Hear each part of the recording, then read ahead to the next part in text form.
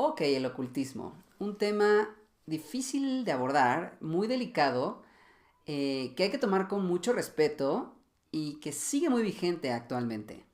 Un tema que tiene muchísimo bagaje histórico, que tiene mucho trasfondo también y que pues de cierta forma a veces es malinterpretado como algo mágico, fantasioso más bien, o algo satanista.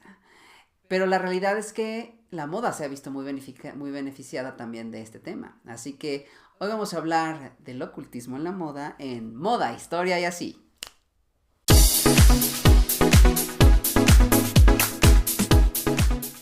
Hola chicos, ¿cómo están? Soy Manu Castillo y en efecto hoy vamos a hablar de un tema bien complicado, muy interesante, en donde pues de repente hemos encontrado ya varias tendencias que se están dando hacia esto, ¿no?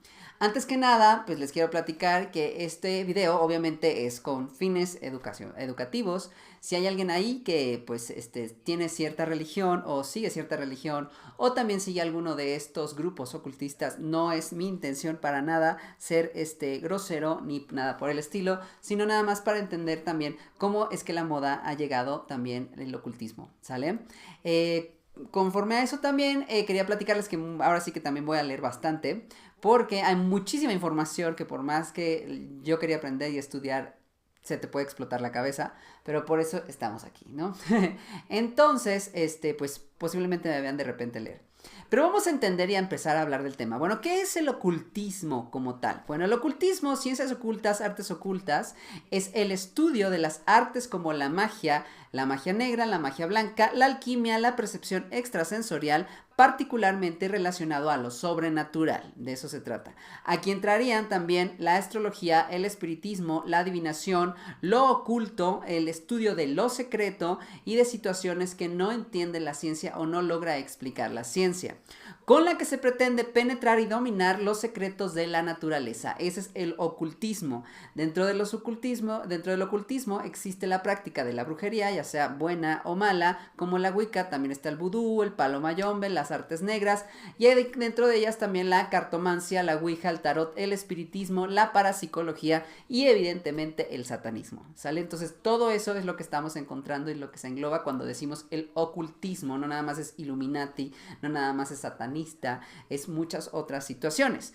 Entonces, ¿cuándo empieza el ocultismo a ser relevante en la historia del hombre? Pues la realidad es que cuando el hombre empieza a creer en la magia, así de fácil, amigos. O sea, si nos vamos al pasado, es prácticamente cuando el hombre empieza a creer en la magia, cuando ve que la tierra tiembla y piensa que hay una ente especial que lo creó también, que creó a los animales, que hace que se inunde tu aldea, que hace que crezcan los árboles. Todas estas situaciones empieza a creer un ser sobrenatural o un ser magnánimo, un ser más grande de lo que nosotros pensamos. Ahí es cuando también encontramos al ocultismo. ¿Por qué? Porque si existe lo bueno, también existe lo malo. Y de eso se trata el ocultismo. Antes de que existieran las religiones, existían las creencias y estas eran duales. Y así es como nace el ocultismo. El ocultismo es dual. Está la parte positiva, la parte negativa. Dependiendo a donde tú te vayas a inclinar, es a donde recibes ciertas situaciones. Si te vas a la parte de la luz, obviamente recibes luz. Si te vas a la parte de la oscuridad, sucede lo contrario. Y vaya que sucede lo contrario. Pero eso es lo que sucede. ¿Desde cuándo empezamos a experimentar este tipo de situaciones? ¿Por qué se llama ocultismo? Se llama prácticamente ocultismo gracias a la Edad Media, gracias a cuando se divide el Imperio Sacro, Imperio Romano de Oriente y Occidente, para pues empezarse pues esta nueva etapa de la Edad Media. ¿Ahí qué sucede? Pues justamente va a haber un señor que se llama Constantino que va a querer que la única religión que sea en su imperio va a ser la católica, naciendo entonces la persecución de gente que sea o que no crea en esta nueva religión, por así decirlo, naciendo entonces estas persecuciones de herejes, ¿no? Esto a futuro va a dar en consecuencia lo que nosotros llamamos el Sagrado Oficio o la Inquisición, en donde gente que no creía en lo que se decía de la palabra del Señor o de Dios católico, pues se quemaba en la hoguera o tenía muchas torturas, ¿no? Entonces, sí, como todo en la vida, gente, hay historias oscuras y dentro de la iglesia como tal también tiene su parte oscura y eso es lo que sucedió. Pero, ¿qué es lo que digamos, no estaba bien visto, que se denominaba hereje en la Edad Media. Pues evidentemente todos estos ritos, dioses que venían de grandes civilizaciones de atrás, ¿no? Mucho más antiguas, como cuál, pues la más famosa y la más importante va a ser Mesopotamia, ¿no? También va a estar Egipto, Grecia, Roma, parte también del Lejano Oriente, van a traer sus ritos, sus dioses, etcétera, que va a ser pues justamente todo lo contrario a lo que es el catolicismo. Por ejemplo, está pues en Egipto está el rito dedicado a Seth, dedicado a Anubis, dedicado a Ra, por así decirlo, etcétera. ¿Qué sucede cuando está en el catolicismo? Hay algo bien interesante que también es importante aclarar. Cuando empezamos a, digamos, evangelizar un pueblo, hay dos características. La evangelización, que contiene una forma, pues tristemente como la colonia aquí sucedió, es pues destruir todo lo que eran los templos herejes y bueno, sí, o de construir una nueva iglesia dedicada al Dios que se está imponiendo en esa región, lo que pasó justamente cuando llegaron los españoles a América. Esa es una. La otra es también una forma de educación, introduciendo estos nuevos dioses a estas nuevas civilizaciones o culturas. Eso se llama sincretismo. El sincretismo justamente lo que hace es como una especie de juntar iconos, ya sea paganos, vamos a nombrarlos así, o en este caso prehispánicos, con símbolos católicos, uniéndolos en sí para que la gente o las masas identifique quién es esta nueva mujer a la que le tengo que rezar, o quién es este hombre nuevo al que le tengo que rezar, y cuáles son los favores que hace. Por eso se dice que parte de la evangelización y el sincretismo es la Virgen de Guadalupe, ¿no? En donde pues sí, ella se aparece, sabemos perfecto dónde está la villa, pero sabemos también ahí que en la época prehispánica hubo un templo para la diosa de la tierra, ¿no? Entonces, lo que se hace es un sincretismo en donde ponemos a esta nueva virgen de piel oscura para identificarse más con el pueblo al cual se va a estar evangelizando. Atrás tiene ciertos elementos como rayos, tal, que también en el símbolo prehispánico lo tiene. Entonces, lo que estoy haciendo es un sincretismo. Eso se va a ir siendo a futuro y va a lograr precisamente las nuevas religiones. Esa es una versión. Y la otra es cuando el ocultismo entra, ahora sí. ¿El ocultismo qué hace? El ocultismo se hace de elementos o de símbolos de estas religiones para ocultarlos dentro de esta nueva religión que se está poniendo, ¿no? Como por ejemplo el catolicismo. El catolicismo sabemos que tiene muchos elementos paganos, muchísimos. Y lo que se hizo fue pues cambiar el nombre, cambiar ciertas fiestas para que ahora sea la nueva religión. Como por ejemplo en Roma existía una festividad que se llama las Saturnales. Las Saturnales les va a sonar un poquito, pues digamos, conocido y familiar. Se celebraba con un sacrificio en el templo de Saturno, en un foro romano en el cual se hacía un banquete público, seguido por intercambio de regalos en el mes de diciembre. ¿Sale? Entonces no sé si te suena conocido. ¿Qué sucede aquí? Pues bueno, para el ocultista o el ocultismo, Saturno no nada más es el dios, sino también es un reflejo de lo que va a ser Satanás o el diablo, ¿no? Entonces, el catolicismo lo que hace es darle la vuelta, decir, no, esto es lo hereje, esto no está bien, entonces vamos a poner aquí que sea Navidad, en donde nace el Salvador, donde nace Cristo, en donde pues también se dan regalos, etcétera, etcétera, pero entonces se impone esta versión positiva, ¿no? Por así decirlo. Entonces eso es lo que empieza a suceder. Por eso no es raro que en algunas iglesias también encontremos simbología ocultista que pues tiene que ver con cosas paganas, porque al final es como se fue evolucionando la iglesia. Acuérdense que la iglesia pues vino de otros tiempos, no nada más así vino la Edad Media y ya todos creían, no, o sea, hay situaciones que se tuvieron que ir haciendo. Dentro de ellos pues obviamente ciertos concilios en donde se decía cuáles iban a ser los evangelios más importantes, cuáles son los 13 arcángeles más importantes, porque ya no son 7 que no acepta la iglesia, pues por ejemplo el hacer conocimiento de Lilith, ellos no creen en Lilith como la primera mujer de Adán, no, obviamente se echan para atrás los evangelios apócrifos, todas esas cosas se hacen en serios concilios y pláticas que tienen ellos muchas veces muy heavy y muy cerradas, para pues ahora sí darle como pues forma a lo que va a ser el catolicismo, ¿no? Que a futuro pues obviamente ya nosotros ya lo tenemos muy deglutido, ya va siendo muy fácil de entender y por eso de repente tenemos como ciertos huecos que no entendemos, que ahí es donde se llama la fe, ¿no? Pero bueno. Por ahí dicen la fe mueve montañas, ¿no? Pero bueno, esa es otra cosa. El caso es que, pues, en este proceso, obviamente, los ocultistas no todos se hicieron católicos, o muchos se hicieron católicos, pero seguían ejerciendo sus ritos herejes, vamos a llamarlos así, o sus ritos ocultistas, en otros lados, ¿no? Y entonces se hacían justamente de estos lenguajes que les decía de simbología. Muchos de ellos los van a poner en ilustraciones, en arquitectura, etcétera, como el uso del famoso 11-11, que van a ser 2 columnas, como el famoso uso del piso ajedrezado, como el famoso uso de ciertos elementos como serpientes, las estrellas de 5 picos, etcétera, todas estas situaciones, ¿no? Pero bueno, lo importante de entender entonces es que el ocultismo no es ni bueno ni malo, sino ya habíamos platicado, es un balance del bien y el mal. O sea, ya depende a donde tú te vayas, ya dependes qué tanto te estás metiendo en temas más lúgubres, ¿no? Pero bueno, el estigma de esta religión, les digo que nace justamente en la Edad Media, en donde ya estas ciencias no podían ser abiertamente dadas, y por lo tanto se tuvieron que ocultar, y de ahí viene justamente este nombre. Esto va a seguir hasta el Renacimiento, amigos. Y el Renacimiento va a ser una parte importante de proliferación del ocultismo, ¿no? Al grado de que vamos a tener una persona que es un escritor, un filósofo, astrónomo, médico, teólogo y mago, que se llama Cornelio Agripa. Cornelio Agripa lo que va a hacer es leer o inventar o escribir un libro que se llama De Occulta Filosofía Libri 3. De Occulta Filosofía Libri 3 es un libro donde va a recopilar justamente los conocimientos de la Edad Media sobre alquimia, magia, astrología, filosofía natural, argumentando y brindando fundamento teórico a todas estas situaciones, dándoles bases, ¿sale? Entonces así la gente podía estudiar herbolaria, también alquimia, etcétera, todas estas situaciones que se dieron.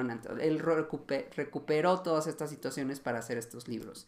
Esto evidentemente hace que el ocultismo vaya siendo cada vez más prolífero y solo se vaya transmitiendo a gente que lo sabe o a gente que siguió manteniendo este conocimiento, haciendo un grupo hermético. Por eso es tan interesante como de repente cuando vemos ciertas agrupaciones ocultistas no es tan fácil saber de dónde son o quiénes son o de dónde vienen, y no te van a dar tan fácil la información, ¿sale? Entonces, por ejemplo, aquí es a donde vamos a ver ya para 1600, 1700, cómo esto se va a empezar a ramificar, naciendo evidentemente otro tipo de sociedades secretas o grupos, como la masonería, los Rosacruces por ahí de 1600, los Iluminados de Baviera, o mejor llamados Illuminatis, que por ahí muchos conocemos, y la Orden Templaria, ¿no? Que también va a ser que la Orden Templaria se dio en la Edad Media. No, Manu, los templarios no es cierto, no son ocultistas, tú eres un maldito desinformador, te odio. A ver, espérense.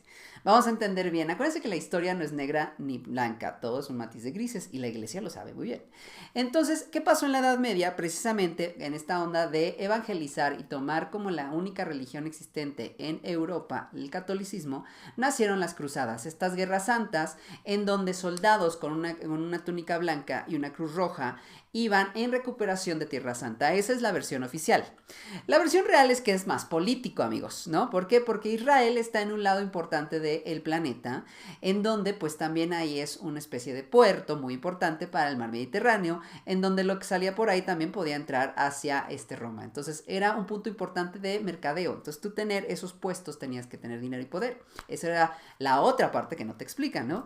Por otro lado, se nace este ejército, que es el ejército, pues digamos, de los cruzados, que era un ejército santo, no santo por así decirlo, pero era un ejército en donde estos soldados estaban letrados en no nada más el catolicismo, sino también en ciertas simbologías. No quiero llamarlo ocultismo como tal, pero en ciertas simbologías. ¿Por qué? Porque cuando van hacia Jerusalén tienen que identificar cuál es el arca perdida para, supuestamente aquí es a donde nacen estas leyendas, que lo que querían era retomar el arca perdida, el arca de la alianza también, que es lo mismo, el sagrado, el cáliz sagrado, elementos importantes de lo que sucedió en el catolicismo, como las astrillas de la cruz de Cristo, los clavos de Cristo, etcétera, ¿no? Entonces, todas estas situaciones eran también parte de las misiones de los cruzados. ¿Qué pasa? Para bien o para mal, las cosas políticas son diferentes a lo que quiere a veces la fe, ¿no? Y entonces Felipe IV de Francia, al final ya no le funciona esta situación, y lo que hace es ahora a ellos, pues culparlos de herejes y como ya no les funcionaba, los manda a matar. Y entonces los pobres hombres se quedan como, ¿qué? No, pero yo serví a ti porque ahora yo soy el brujo, yo soy malo y ahora me vas a perseguir a mí. Sí, suceden este tipo de situaciones. Por lo tanto, muchos de estos templarios también se empiezan a meter de forma hasta si quieres de venganza o de forma de protección al ocultismo, naciendo justamente la orden templaria siendo una modificación de lo que era el verdadero templario y por eso se dice que también hay templarios ocultistas. ¿Sale? Entonces, esto, ¿cómo lo sabes, Manu? ¿Cómo lo sé? Al rato les voy a dar ciertas bibliografías, pero lo pueden ustedes leer sin problema alguno, la historia real de las cruzadas, ¿no?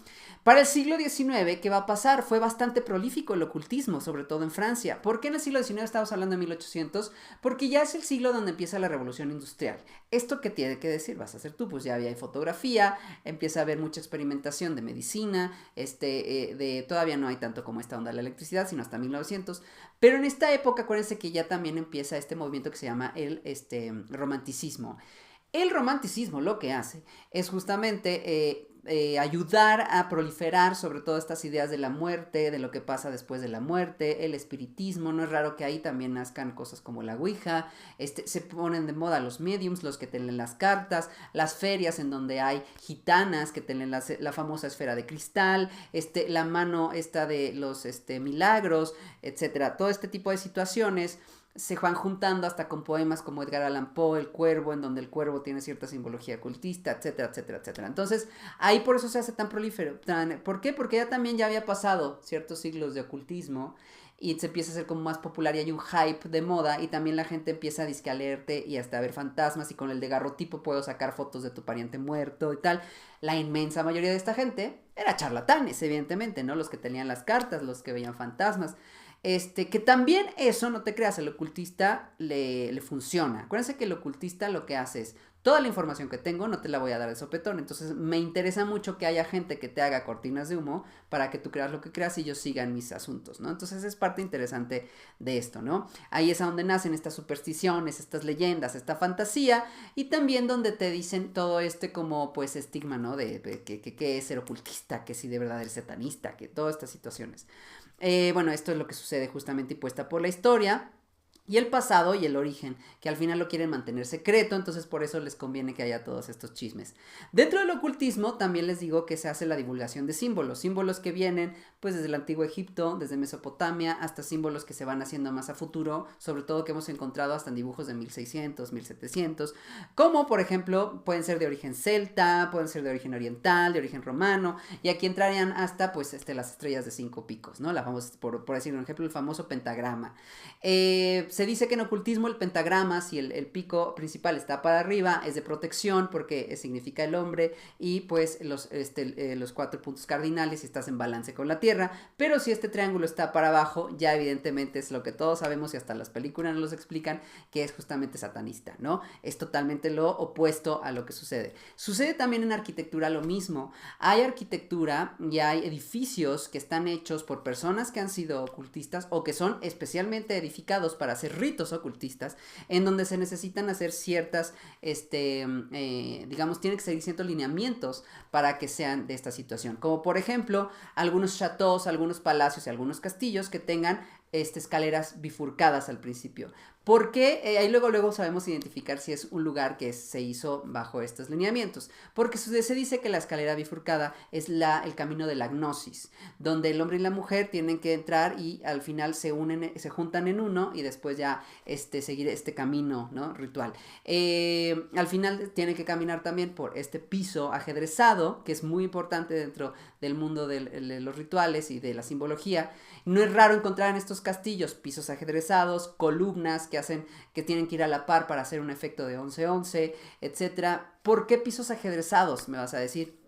Bueno, mucho tiene que ser porque es como en el ajedrez. El ajedrez, ¿qué pasa? Las piezas se mueven de su mismo color, ¿no? En el ocultismo no, el ocultismo lo que hace es tú poner el piso ajedrezado y tú pisar bajo este piso ajedrezado, significa que estás en medio del bien y el mal, ¿no? Que tú eres el equilibrio del bien y el mal, por eso es que hay tantas de estas edificaciones que se hacen así. Ya más adelante, o sea, si los que están muy entrados en este tema me van a entender, cuando hay edificaciones, donde hay agua, cuando hay templos, cuando hay casas, donde hay agua alrededor, llámalo una fuente, un lago, un río, etcétera. Aquí ya es para hacer ritos que no me voy a meter en ese rollo, pero son ritos más densos, por así decirlo. ¿Por qué? Porque pues el agua para los rituales es un conducto, ¿no? Es un conducto importante. Entonces, si usted ve un chateau con una, ¿cómo se llama? Escalera doble, una fuente muy grande, es interesante, importante, y el por qué se habrá hecho, ¿no? Es interesante. Por eso no es raro que en Versalles encontramos de repente hasta en las iglesias este tipo de simbología. Muchas veces sí se daban las misas católicas, no quiere decir que eran satanistas, no vuelvo a repetir, no es eso, sino muchas veces los que hicieron esos edificios, los que hacen ese arte, eran los ocultistas y dejan ahí estas como pistas para que otro ocultista lo entienda, o hasta a veces en forma de burla de una religión. You never know, nunca lo vamos a saber, ¿no? ¿Por qué sabe que existen estas cosas? Porque sí, desde la Edad Media y el Renacimiento, muchos de estas personas que se empieza a dar esta proliferación de el ocultismo, pues lo que hacen es querer poder, ¿sale? Poder económico, poder, llámala como quieras. Familias muy grandes, y aquí es donde empezaría esta palabreja que se llama la élite, tan quemada actualmente, ¿no? Bien, la élite, por así decirlo, en la Edad Media, pues tenía hasta formas diferentes de vestir y de hablar. No es raro que haya gente dentro de esta élite que pues daba dinero, como los famosos mecenas, para que hicieran arquitectura, pinturas, etc. Ahí es a donde vamos a encontrar a un Miguel Ángel, ahí vamos a encontrar a un Da Vinci, que muchos de ellos eran ocultistas, y que tú puedes entrar, o sea, es lo padre de este episodio. Tú puedes entrar a un Vaticano cuando nos dejen y vas a encontrar muchas de estas como pues pequeñas pistas del Código Da Vinci. Por eso tan famosa se hizo este libro y película, porque hay cosas que son reales, hay otras que no. Pero hay interesante cómo empieza a tocar estas fibras del ocultismo. Como cuando tú entras al Vaticano hay pues estas grandísimas en medio, columnas salomónicas en par, ¿no? Encontramos pisos en ajedrez, encontramos situaciones que parecen de origen romano, todas esas situaciones que mucha gente puede decir, sí, es católico, pero también pues hay que ver de dónde viene, ¿no? O sea, es la parte interesante. Lo que digo que a mí me encanta este tema porque es muy divertido saber de dónde viene todo este rollo. Bien, entonces no es raro que muchos de estos maestros tengan estos fines de simbolismos. No es raro que encontremos mucha cultura, mucha escultura, en donde pues a lo mejor es un chico desnudo y encuentras una serpiente, pues resulta que ya con eso era Apolo, o con eso es no sé, Zeus, o con eso, y tú dices, pero ¿por qué si es una simple escultura? Por este tipo de situaciones, ¿no? Por ejemplo, en Versalles está el Templo del Amor, y el Templo del Amor no tiene un cupido, ¿no? Está un personaje con alas pisando un león. Entonces, Cupido siempre lleva un arco, entonces saber quién es esa persona. En este templo alrededor hay agua, entonces ya desde ahí te está diciendo que este templo no era porque se viera bonito, sino porque tenía precisamente a lo mejor un pasado ocultista, o tenía una simbología por algo, no sabemos, ¿no? Es lo divertido de esto.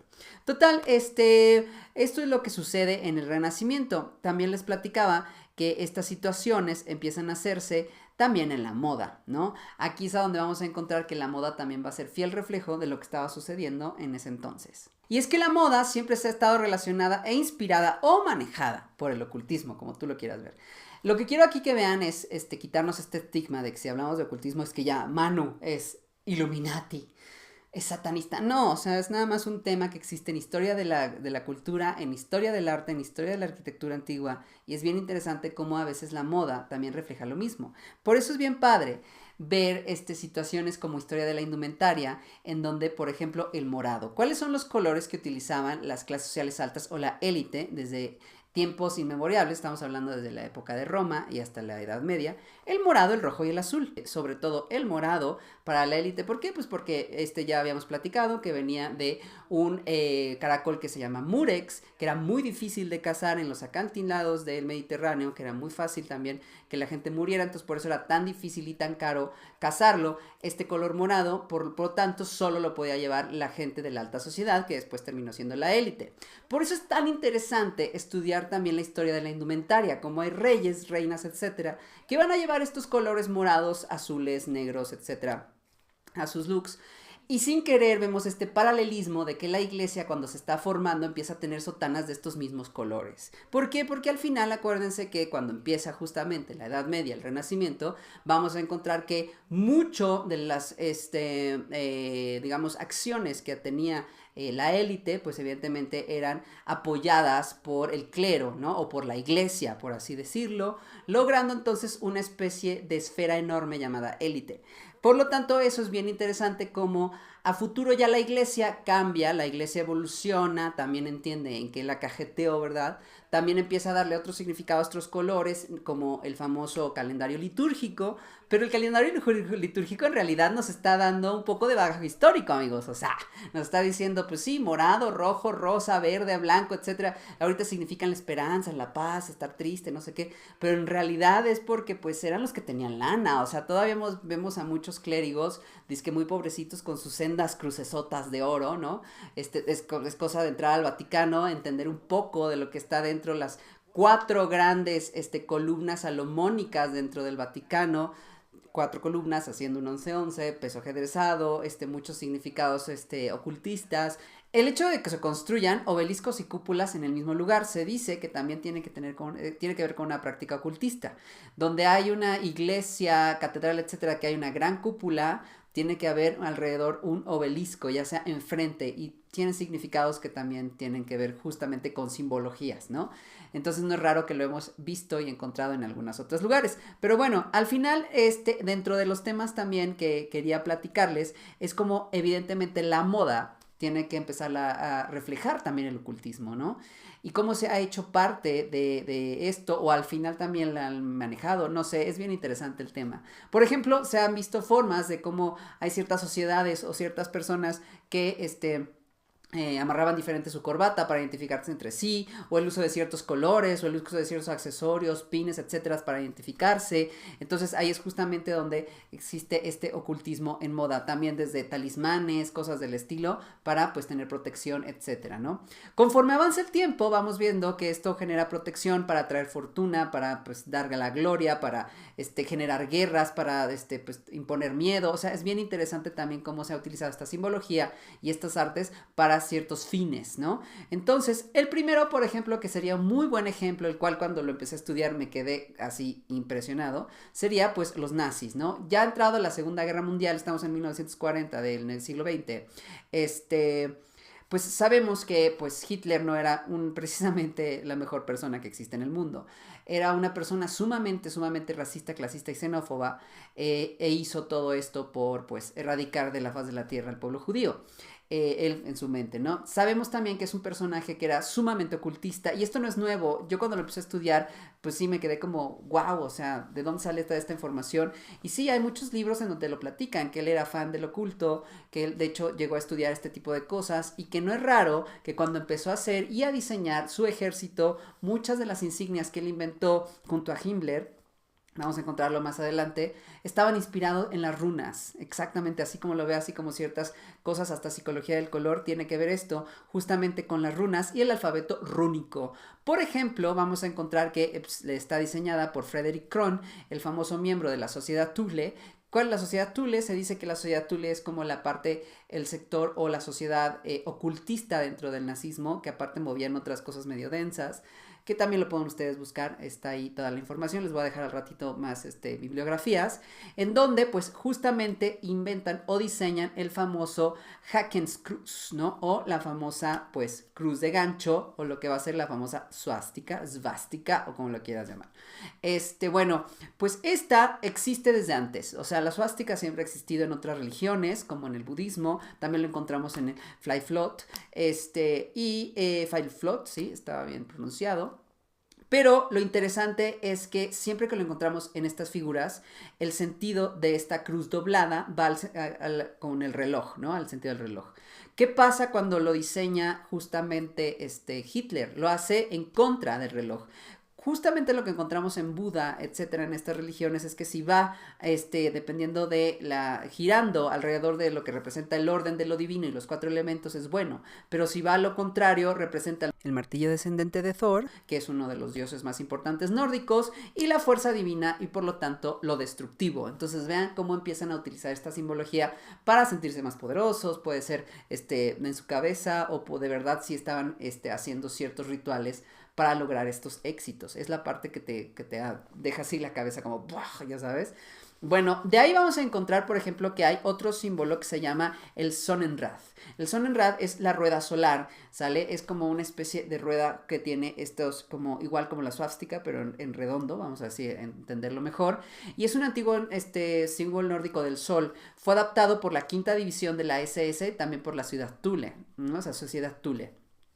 De ahí vamos a encontrar el Offerrune, que está representada para el autosacrificio y se usaba junto a la esvástica para conmemorar a los nazis caídos en guerra. Cuando había desfiles se sembraban estos pendones en donde se encontraba el Offerrune justamente para este tipo de situaciones. Encontramos también el Sigrune, que se utilizaba para significar la victoria. Era un rayo que lo que hacía es que atravesaba el firmamento y las nubes, liberando toda la violencia sobre la tierra. Era el significado de esta runa. También para 1932 se va a diseñar junto con Ferdinand Hofstadter, los creadores de justamente estas insignias.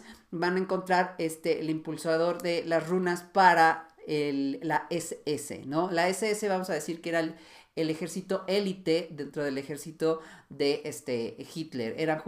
Tenían hasta otro tipo de diseño en el uniforme, era negro, obviamente con su respectiva psicología del color de lo que representaba el negro, pues es oscuridad, es miedo, es autoridad, etc. Y son estas dos S's en donde en realidad son como dos rayos, que pues es una runa, ¿no? Esto pues sumado a los diseños, que también se dice que es muy famoso, que pues uno de los creadores de esto, de lo que se le debe parte de los diseños de los uniformes nazis, es Hugo Boss, ¿no? Gran partidario del nazismo.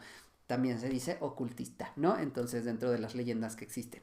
Esto lo pueden encontrar en los libros. Los libros se llaman Hammer of the Gods, The Thule Society and the Birth of Nazism, y el Satan and Swastika, ¿sale? Que lo pueden encontrar, se los voy a dejar por ahí más abajo. Sumado al evidente, les digo, psicología del color dentro de la escala de grises, negros y verdes que existía, ¿no? Entonces, ¿qué pasa con esto? Evidentemente, acuérdense que el ocultismo, al ser ciencias que desconocemos, o que la gente que sí cree en esto, lo tiene que tener con mucho cuidado, pues si juegas de repente a pedir demasiados favores a algo que no es bueno, se dice que se regresa. Por eso hay esta teoría de que fue este gran éxito al principio de la gran matanza de los nazis, y cómo parecía que estaban expandiéndose y parecía que estaban logrando el éxito y parecía que era magnánimo todo, y de la nada empieza a caer, ¿no? Y es como así cae uno de los casos más terribles dentro de la historia de la humanidad. Eso sumado evidentemente a la parte política, a la parte que conocimos en la historia. Les estoy diciendo nada más como esta sección que se conoce de la parte oculta. Se dice también, que les digo, es tan famosa la parte de que Hitler es ocultista, que ha habido muchas películas inspiradas en esto, desde Indiana Jones hasta otras tantas, en donde se dice que pues Hitler, eso sí fue cierto, llegó a robar arte, esconderlo, todavía se dice que no encuentran lugares donde, pero también se dice que estos como sectas o grupos muy cerrados también estaban en busca de pues estas como piezas sagradas del cristianismo, dentro de ellas el ocultismo, y por eso se dice que había cosas de química y magia, etcétera, ¿no? Entonces, por eso ahí es cuando nacen justamente estas leyendas, ¿no? Pero bien, de ahí nos vamos a ir ahora sí al high fashion, amigos. Ahí vamos a ver otro ejemplo que a mí me gusta mucho de cómo el ocultismo empieza a influir o a ser parte importante dentro de la moda. Y un ejemplo va a ser Christian Dior. Sí, aunque usted no lo crea, Christian Dior, él no era ocultista, en realidad él era más una persona que creía en estas situaciones, más no las llevaba a cabo, ¿no? Él era muy supersticioso desde chiquito, y de hecho tenía a una pitonisa de cabecera. Él no daba, ahora sí que él no daba, como que por ahí dicen, ¿no? No daba pie en falso o paso en falso, a fuerza tenía que tener esta pitonisa que le dijera algo. Entonces, él es muy interesante su historia porque no luego fue exitoso, de hecho empieza a ser exitoso ya muy grande, ya a una edad muy madura. Entonces fue un día con su pitonisa y le dice, la pitonisa, tú vas a encontrar un signo, un símbolo, una señal que te va a decir que eres el éxito andando y vas a lograr todo, y es una estrella. Entonces le dice, el Christian Dior, va. Entonces un día va caminando, se dice que está en la calle y cae de un carruaje, un caballo que estaba justamente con estos adornos de plumas, etcétera, y se le cae una estrella y le cae justamente en los pies. Cuando la recoge la estrella, se da cuenta que está justo enfrente de una de las oficinas de quien iba a ser o quien era una de las personas más ricas en París, ¿no? Entonces, a partir de ahí, va, le pide dinero a este señor y esta persona pues le dice que sí, con mucho gusto, le prestó el dinero y así es como se dice que Christian Dior justamente va con Marcel Boussac y ahí es a donde Marcel Boussac le presta el dinero para que abra su casa de modas. Es como a partir de aquí una tradición dentro de la casa de Christian Dior hacer cosas referentes a las estrellas, al cosmos, al zodiaco, muchas veces al tarot y algunas al ocultismo. Se ha visto, hay fotografías en donde se ve él atrás como tiene todas estas cosas. Hay piezas de la joyería de Christian Dior donde siempre va a estar constantemente las estrellas y la luna. Hay muchas colecciones que están referidas justamente al zodiaco y no es raro que también actualmente muchas de estas referencias se vean en las nuevas colecciones. Acaba de pasar o está sucediendo la semana de la moda en París, Haute Couture. Bueno, pues esta señora... ahora sí que, ay, se me olvidó su nombre, la directora de Christian Dior, que ahorita se me fue el nombre, acaba de darnos una colección brutal inspirada en todo en el tarot. Necesito que a partir después de este video vean ese video porque lo que van a encontrar es que en la primera escena es una casa con una escalera bifurcada en donde adentro va a encontrar justamente todos los arcanos del tarot y se va a tratar justamente de cómo unir la parte pues, masculina y femenina, la gnosis y todas estas situaciones. Muy bien hecha, muy bien lograda y evidentemente está hablando todo el tiempo justamente de esta onda de pues la adivinación y el ocultismo. Un muy buen microfilme, se los recomiendo. Entonces, bueno, así es como vamos a encontrar todas estas situaciones. Otro ejemplo muy conocido dentro del ocultismo en la moda es Alexander McQueen. Alexander McQueen tiene un historial muy conocido de bagaje de brujas. Esto yo no me lo saqué de la manga, suena muy raro, pero es real. De hecho, se dice que pues su linaje viene con vínculos de las persecuciones que se sucedieron en Salem. O sea, básicamente su familia viene de brujas. Por esto entonces, como diseñador que es muy famoso por su arte gótico, que murió también en una vida terrible, ¿no? Bueno, encontramos que sus pasarelas eran muy oscuras y densas.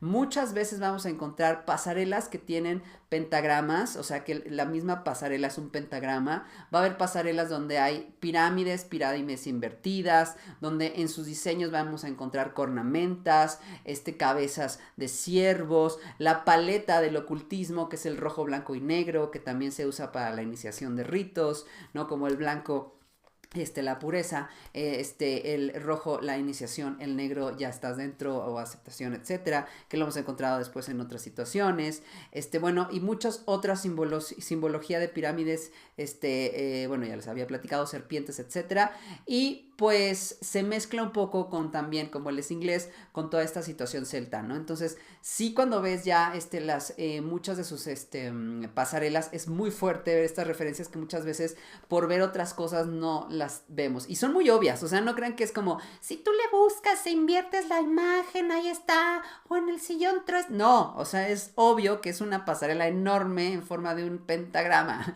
¿no? Y que Kate Moss está dentro de una pirámide como si fuera un holograma fantasmal y fuera un espíritu. O sea, sí es muy, muy heavy, la verdad. Entonces es bien interesante esta situación. Luego, ¿qué vamos a encontrar? Por ejemplo, hay otra parte extraña que no te dicen. Yves Saint Laurent se dice que también era ocultista. No sé mucha parte porque precisamente esa parte de su vida es como un poco secreta, ¿no? Por así Bueno, así te lo dicen. Pero bueno, él escribió un libro que es súper bizarro. No sé si ustedes lo conocen. Y lo pueden encontrar literal en Amazon. Ahí existe y se llama Le Vilain Loulou. O La Viñan, ¿cómo se dice? La mala Lulú, ¿sí? Villana Lulú. Y es una historia y es un libro súper creepy, súper bizarro, de una niña que es villana, así lo dicen, y que pasa ciertas situaciones que, bueno, no sé si esto me lo censura YouTube o me lo censuran aquí en el Spotify, pero bueno, es una niña muy maquiavélica donde tiene situaciones sadistas, hace actos perversos, hace una oda, una narración a, pues, el sadismo, la sangre, la trata de mujeres, cómo las vende a jeques, rituales, hay sangre, o sea, hay una cosa que dices, es en serio, hasta temas más fuertes como, sí, pedofilia, etcétera, o sea, sí son cosas muy fuertes que hasta a mí me cuesta trabajo explicárselos, pero todo está hecho como si fuera a modo de cómic, entonces tú ves que es un cómic con dibujos que parecen hechos de niños, o de una niña, y toda la paleta es blanca, negra y roja. Eso también es lo que te impresiona. Entonces, se dice que él lo sacó en forma de broma y que era un chiste para la sociedad y que era una especie como de mofa un tanto fuerte para, pues, digamos, ¿cómo se llama? Criticar a esta sociedad. Pero la realidad es que la gente que me ha platicado esto y que sabe de la onda y que ha estudiado el ocultismo cuando me dice, no, es que esto está haciendo, es que esto sí se hace en el Medio Oriente, no, es que sí, a las niñas se venden para que los jeques chicos, digo, cuando los jeques compren a estas niñas pequeñas y pues sean parte de sus esposas, una serie de situaciones que dices, ¿qué onda? Y el libro ya está, ¿eh? Y lo pueden comprar. Es más, si quieren, si no quieren comprarlo, bajen varias páginas en PDF para que se traumen como yo y van a ver cómo después de eso necesitas terapia. Claro que sí. Pero bueno, esa es la idea de este libro de Yves Saint Laurent, Le Vilain Loulou, que pues a modo de broma está reflejando muchas situaciones que se dan ya en la parte oscura del ocultismo. Grandes diseñadores, también vamos a ver que hay rituales completos. O sea, nos han enseñado rituales completos como Maison Margiela, ¿no? Ellos en su Primavera 21 tuvieron una campaña espectacular con un microfilm que también lo pueden ver en YouTube, que se veía muy gótico. De hecho, la primera vez que yo la vi dije, ay, es una boda gótica, ¿no? O sea, todo era oscuro, la paleta de color que les platicaba, negro, roja y blanca, etcétera y tal. Después profundizando el tema y platicando ya más sobre de esto, me di cuenta y también llegué a la conclusión con una amiga muy conocida que ella estudia este tipo de situaciones, Kelly Towers, que ahí después la saludamos. Ella pues me explicaba también que tenía que ver con una boda pues ocultista. Empieza a explicarme las situaciones y empieza a saber todo. Toda esta boda está alrededor de agua. Habíamos platicado que el agua será necesario para el ritual. Se ve como, solo creo que me parece que la novia está de blanco y hay dos elementos de rojo y todos los demás son de negro. Entonces empiezas a ver estas situaciones inspiradas en la alquimia, inspiradas en el agua, o sea, muchas, muchas situaciones que te daban esta situación en donde sientes un cierto raro, o sea, como que te da una situación extraña sin saber del tema, ya que sabes del tema, lo ves más claro y aún así te saca mucho de onda, ¿no?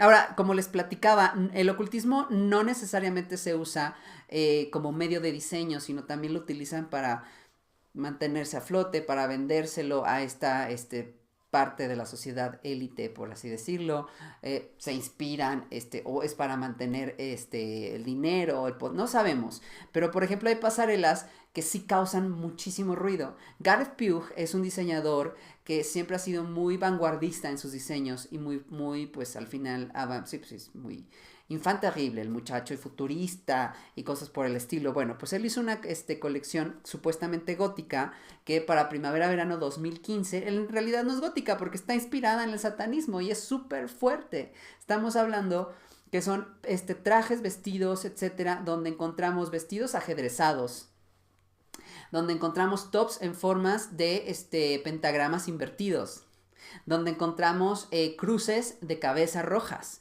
donde encontramos looks que parecen muñecos de vudú y lo más fuerte donde encontramos looks en donde las modelos llevan cabezas de bueyes. O sea, en prints rojos, en prints de pata de gallo, que el pata de gallo, pues que es nada menos que una simbología del piso ajedrezado, es blanco y negro. O sea, una serie de situaciones que dices, Cristo vencedor, Dios está aquí. No sé, yo sentía muy heavy el asunto. Y ya que lo ves con estos ojos de saber más del ocultismo, dices, claro, está mezclando varias ramas del ocultismo, sobre todo del heavy, para esta nueva colección y así se ha mantenido y es alguien como muy de esta onda. Esta simbología ocultista también les digo que es un juego para identificar entre los que saben de esto, para también venderlos a los que saben de esto, o simplemente simple y sencillamente para mantenerse a flote o seguir teniendo el poder. Y es como una especie de código, les digo, como de pistas, ¿no? Por ejemplo, Vivian Westwood, la mamá del punk, su logotipo es una orbe que tiene un anillo alrededor. Esta orbe parecería como el orbe de la reina, ¿no? En donde es el mundo con una cruz. Pero en realidad parece más el símbolo o el signo del planeta Saturno. Saturno Kenes también es el dios romano Saturno, o griego también Saturno. Y pues así también se le conoce al demonio, a Lucifer, ¿no? Entonces, sí nos da mucho que pensar estas situaciones. De ahí, por ejemplo, hay otra marca que se ha hecho muy famosa por el ocultismo que tenemos que hablar en este video, que es Gucci. Gucci, desde que entró a Alessandro Michele a la marca, cambió total y absolutamente, le hizo un refresh increíble y volvió a llegar otra vez a su éxito, ¿no? Llámale chiripa, llámale ocultismo, llámale, no sé, llámale buena, ¿cómo se llama? Publicidad, no sé, pero pues fue mucha coincidencia. Alessandro Michele lo que hizo fue un concepto retroocultista y es muy obvio y tú lo puedes ver y ahí está, ¿sale? En donde vamos a encontrar mucha simbología. De hecho, si tú te metes a el YouTube, digo al YouTube, al Instagram de Alessandro Michele, el personal, vas a encontrar muchísimas imágenes de referencias de medusas, de templos romanos, de dibujos del siglo XVII, de cartas del tarot. O sea, él es muy fan de estas simbologías, evidentemente es ocultista.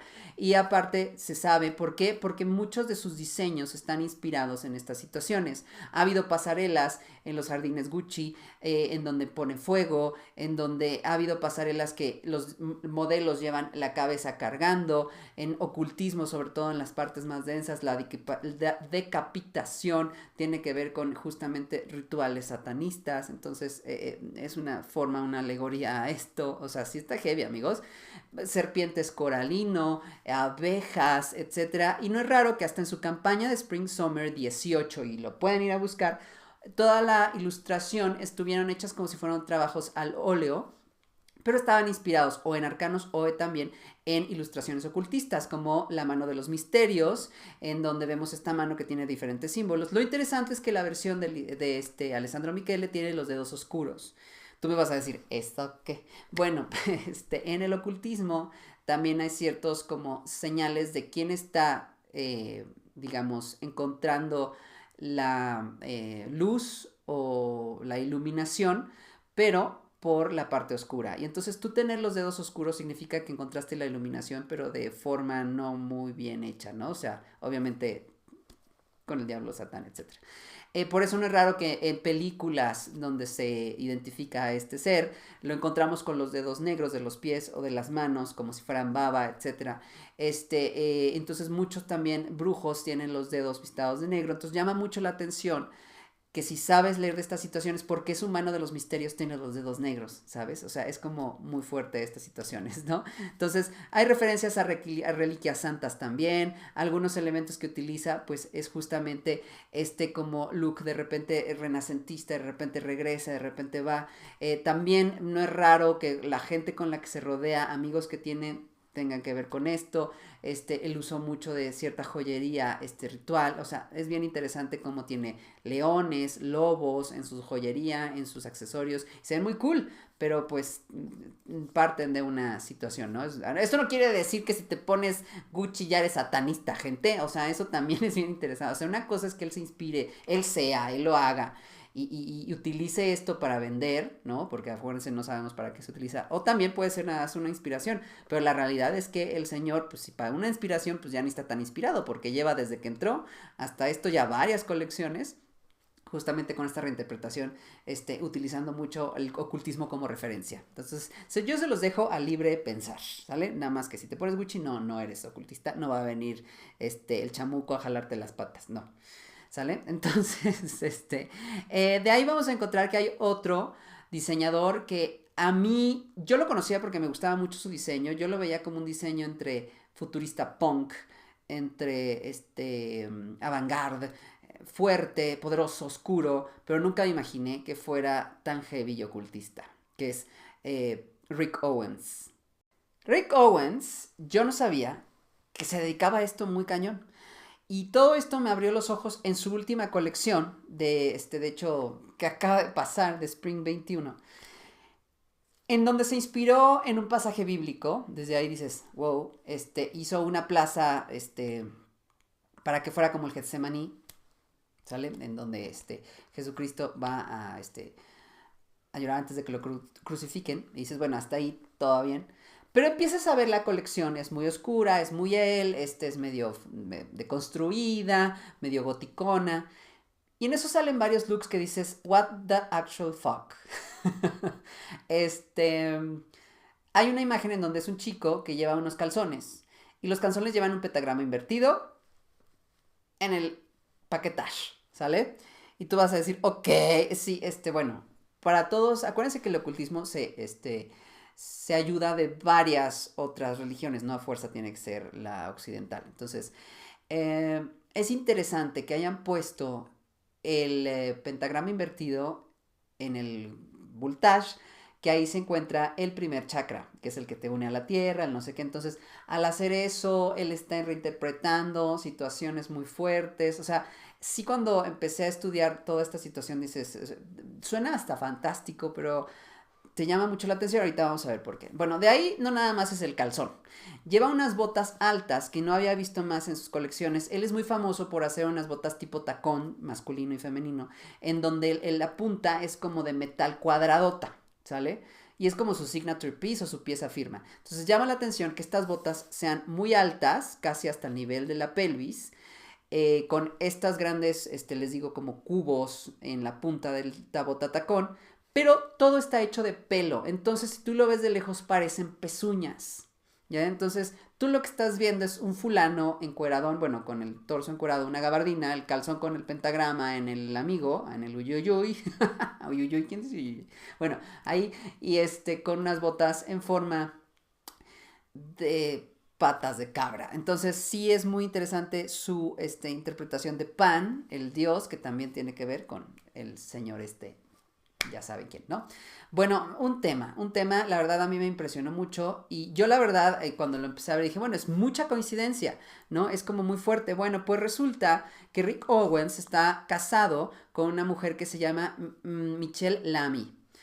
Michelle Lamy es alguien que llama mucho la atención en el sector del jetsetterismo y la moda. Ella es socia y esposa de Rick Owens, es más grande, pero ella es bruja. Ella sí es bruja 100%, es bruja ocultista, oscura, densa, fuerte. O sea, si vamos a hablar de ella, sí, quiero describirla con el mejor respeto, pero porque sí, sí su vibra es muy fuerte. Pueden ver su Instagram, pueden ver sus fotos. Michelle Lamy casi siempre utiliza ropa muy oscura. Todos los dedos los utiliza negros, conjunto con joyería y anillos, muy pesada, como si fuera rústica, por así decirlo. Siempre va maquillada con una línea negra en la frente. Y su maquillaje es como sucio y utiliza unos grills de metal que le dan este aspecto de tener dientes como sucios. Platicando justamente con temas que saben, con gente que sabe esta onda del ocultismo, porque para hacer este video me tuve que estudiar esta situación, me comentan que cuando estás haciendo estos maquillajes batidos o estos dientes que se vea una imagen hasta como sucia, porque a veces se le ve el pelo como sucio, el maquillaje batido, tiene que ver con descomposición, con lo podrido, con lo oscuro. Entonces ella sí está muy, muy metida en lo clavado. De hecho, hay varias imágenes que pueden googlear en donde está Michelle Lamy con la cabeza, con una bolsa en forma de cabeza realista de Rick Owens, dando a entender otra vez la simbología de la decapitación. Sumado a los dedos negros, sumado a su maquillaje oscuro, sumando a o sea, sí es muy, muy, muy interesante su imagen, que ya que la entiendes, te explota la cabeza, la verdad, es muy, muy interesante. Entonces, bueno, es como parte de lo que les digo.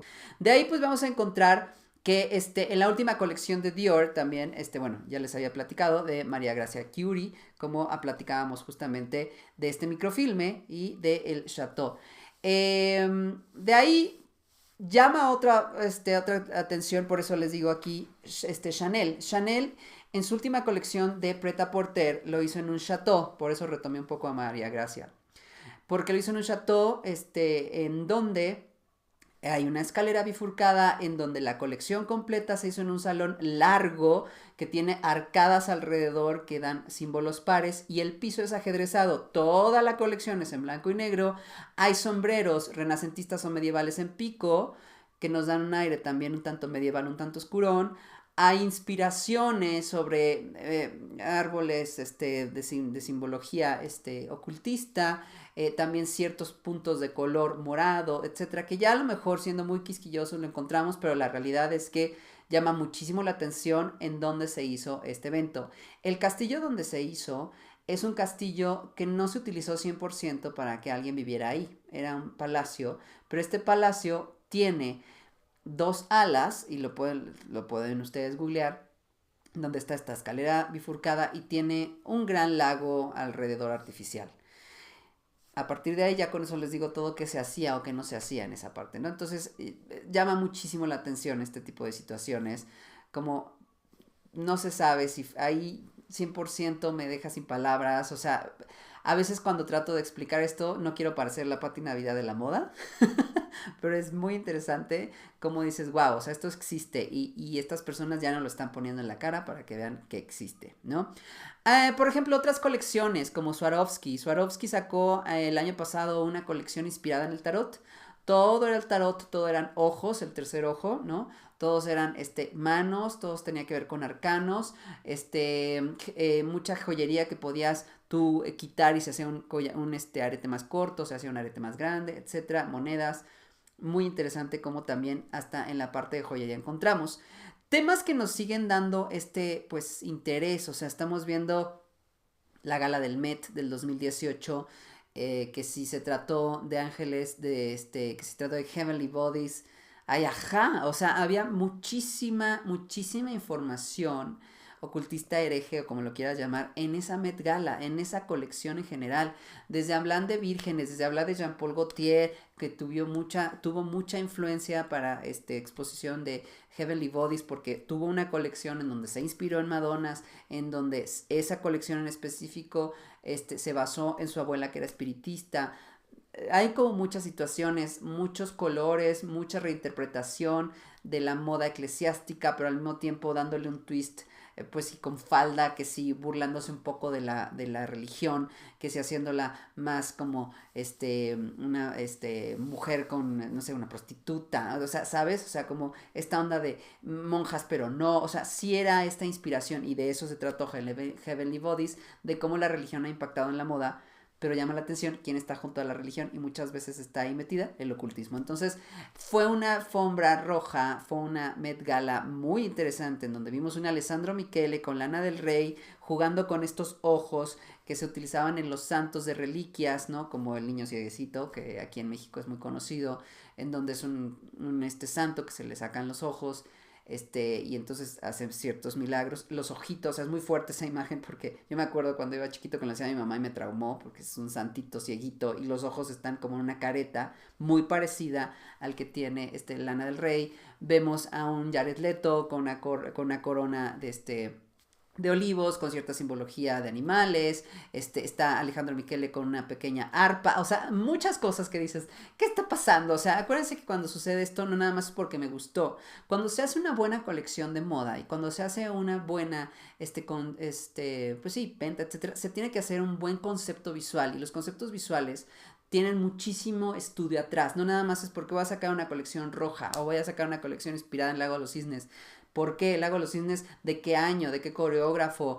¿Cuáles son los colores? ¿Enfocado nada más en Odette o en El Príncipe? ¿O va a ser en Tchaikovsky? Entonces se empieza a hacer una serie de selecciones de telas, de colores, de siluetas. Si va a ser en el ballet o nada más va a ser como en la obra, etcétera. Entonces así es como se hace, en qué año se hizo, voy a inspirarme en 1800 con el baile experimental de principios del siglo XX o ya va a ser el baile moreno, el jazz moderno del siglo XX, bla, bla, bla. Entonces, así es como se hacen los procesos de conceptualización. Cuando entonces encontramos que grandes marcas están utilizando el ocultismo como parte importante de sus ventas y pasarelas, llama la atención. Entonces, ¿cuál ha sido su reacción en mood boards, en bajar la conceptualización, en buscar la historia, en abrir libros, en entender simbología y utilizar esa simbología? Porque también en el ocultismo no es utilizar simbología a lo menso. No eres la chica punk, buena onda, cool, que se creía mala en la escuela utilizando un pentagrama como choker y ya eres mala. No, o sea, todo eso trae justamente un bagaje atrás que muchas veces no sabemos con lo que estaban jugando. Es la parte interesante. De ahí pues colecciones como la de Print by Thornton Brass y en su colección de Spring Summer, Ryan Law también en su exposición de 2019, donde vemos un pentagrama pero con el pico hacia arriba. Lo que llama la atención es que tiene rodeado de flores. La modelo tiene como flores, también hay flores tiradas en el piso. Como que me dio un paralelismo, o me dio una inspiración o una vibra de esta película Midsommar, que es ocultista. Entonces llama mucho la atención cómo es que se está utilizando otra vez este tipo de situaciones, ¿no?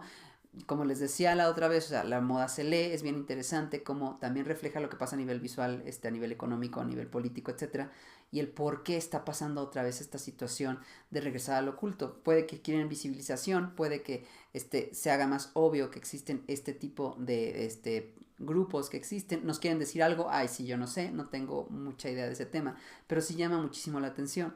Pero es una realidad, o sea, hasta Vogue, la revista Vogue en su portal de Estados Unidos, tiene un artículo hablando de esto, ¿no? Hablando del tarot, del ocultismo y de cómo se está empezando a reflejar de una moda muy sutil, pero es una manera muy sutil, pero es interesante ver cómo ya hay gente que está hablando de esto, ¿no? Entonces, es una realidad.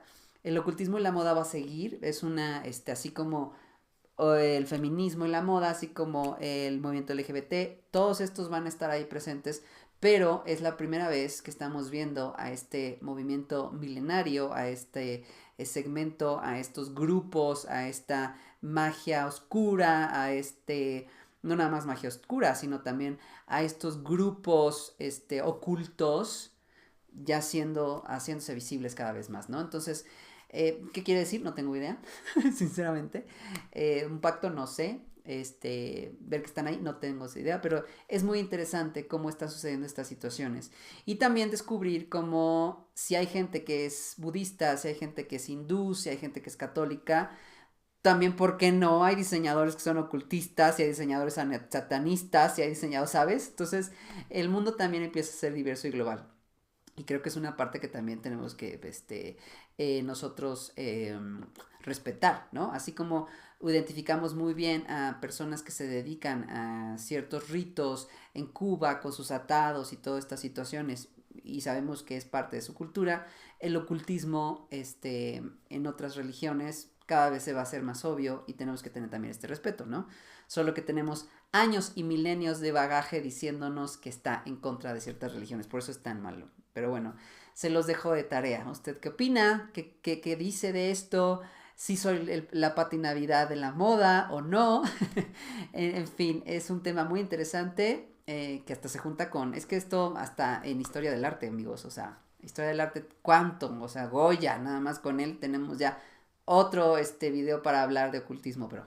No nos vamos a meter en eso, no quiero que me chupen, me chupen las patas, También no quiero que me chupen las patas ni que me jalen las patas en la noche. Con eso es suficiente. Pero bueno, espero que les haya gustado el video de hoy. Ya saben, denle like, denle campanita, denle me gusta. Síganme en todas mis redes sociales. Soy Manu Styling en todos lados. En TikTok Manu Styling 1, pero en todos los demás, que si tu Facebook, que si tu Instagram, que si tu Spotify, que si todo este rollo, YouTube Manu Styling, ahí estoy. ¿Sale? Y espero pues les haya gustado esto y nos vemos en la próxima. Bye.